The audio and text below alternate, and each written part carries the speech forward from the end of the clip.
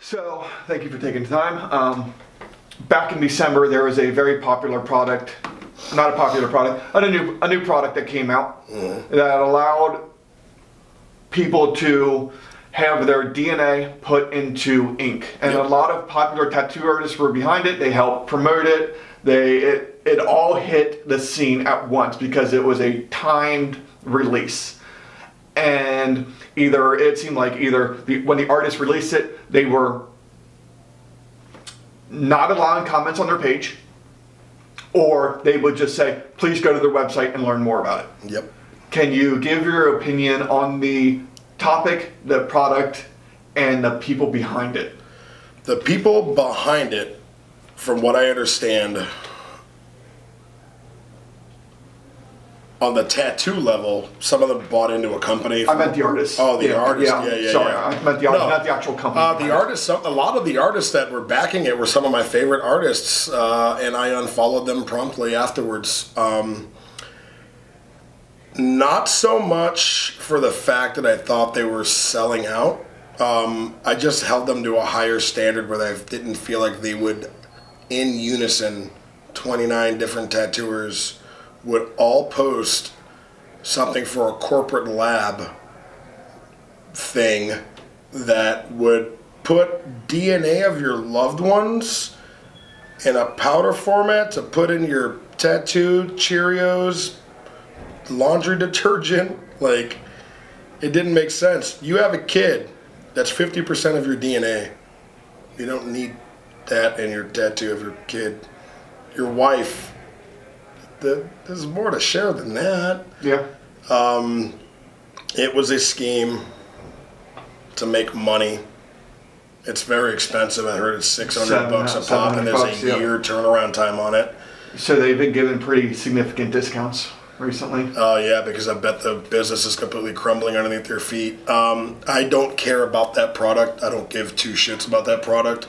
It's probably one of the goofiest products marketed at the tattoo community, and I had a couple of I corresponded with a couple of the people that were promoting it, and each time I brought up the fact that it wasn't that they were changing tattooing, it was because they were in unison doing this corporate delivery of a thing they didn't design, and they would have made some tattoo flash of the product or something that like embodied what they thought was the mission statement of the product, and then like took their time at their leisure within a 30-day window to post things casually. It wouldn't have been that big of a deal, and people would have probably been more receptive. Yeah. But what happened was they all in unison probably heard from some stupid piece of shit corporate management motherfucker that this is what we should do to maximize our potential and shareability with the social networks that you're all a part of.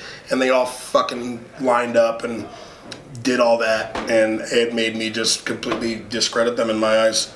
You know what I mean? I was just like, come on, you were the last tier. You were it's all top tier guys. Yeah. That was the last bit of tattooers that I thought would never subjugate themselves to hyper corporate fucking dumb shit. And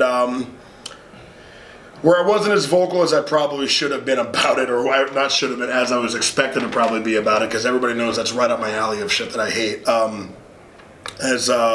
I still, like, you can't take away the art and the work that these people have done as tattooers, but that one action and how they handled it really upset me about it. Just felt.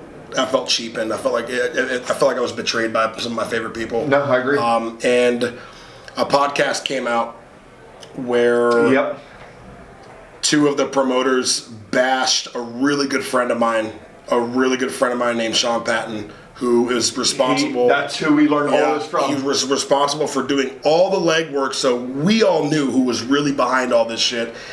That dude's not sponsored by Kingpin. And one of them decided to go in and talk shit about how he was sponsored by Kingpin, and I know for a fact that's not the case. I'm not sponsored by Kingpin, but Kingpin are my friends. When the Me Too moment was happening, they were the only ones who said, if you ended up on any of these websites and you came out as a predator and we found out, you're not buying products from Kingpin anymore. Whereas these little small-time true to the trade tattoo supply companies when that was going on. When Adam Euler and Chad Lenger and the guys at Black Metal Tattoo lost their shop in a fire. Yep. And Kingpin matched every purchased supply on their behalf. Kingpin matched that dollar for dollar to make sure they got back on their feet quickly. That's love. Yep. That's love in the tattoo community that you so much talk like you're helping proliferate, you know what I mean? And those guys went on that podcast and bashed my friend Sean Patton, and it's fuck you forever to both of those guys. I don't give a shit. Straight up. Yeah. I don't care. I don't care where I see them. I don't care where they're at, and this is real shit.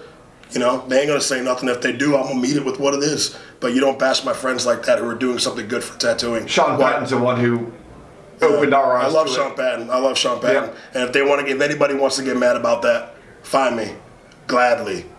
Like I don't shun from that. Find me. I'm so down. God, I'm so down. I've been itching for it because I love tattooing.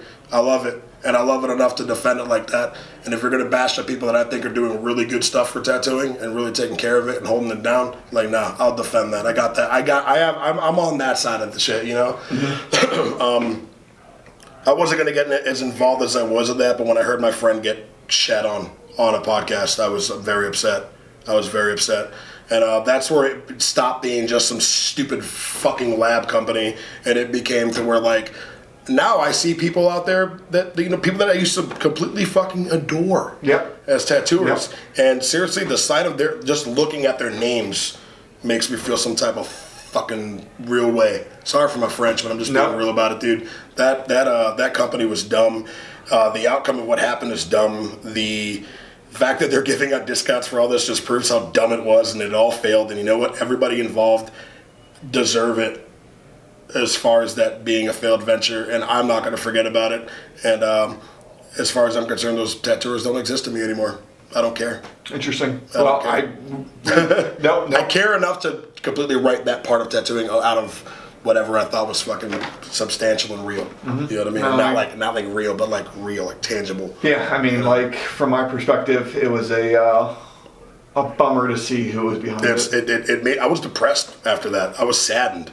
I was saddened at like the last of the people that I thought would just keep it real. Just everybody's got a price, huh? Everybody's got a price, huh? Like, nah, man, nah. And no, I don't like how they shat on Sean. Yeah, that whole group of tattooers that were involved in a lot of that,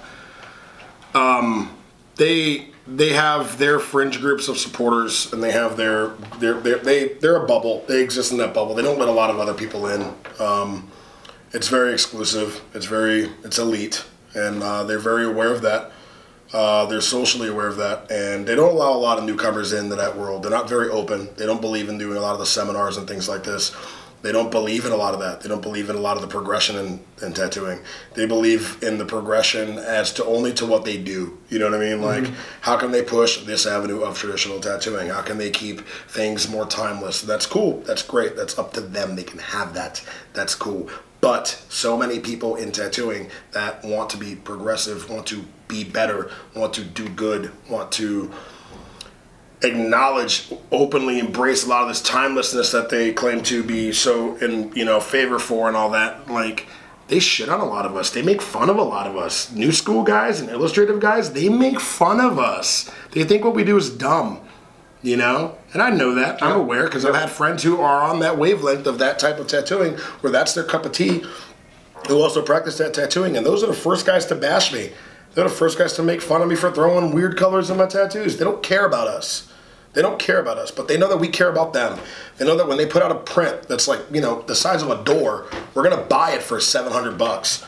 You know what I mean? And we know it's limited to only 12 because they made only 12. Mm-hmm. And we know it's going to be coveted in our shops. And, we know that, like, anytime somebody comes in with a sleeve they did, we're all going to geek out. They know that, but they don't care about anybody else. They don't care about us. They don't give a fuck about us. They don't give a shit. They think what we do is stupid. They are on that wavelength where most of us as presenters here can all go fuck ourselves. They don't care about us. It's the truth. Yeah, no. So fuck them too. Fuck them too. Fuck me, fuck you. I think that's how that is, man. Yep, I think that's a good ending point here. Yeah. Cool.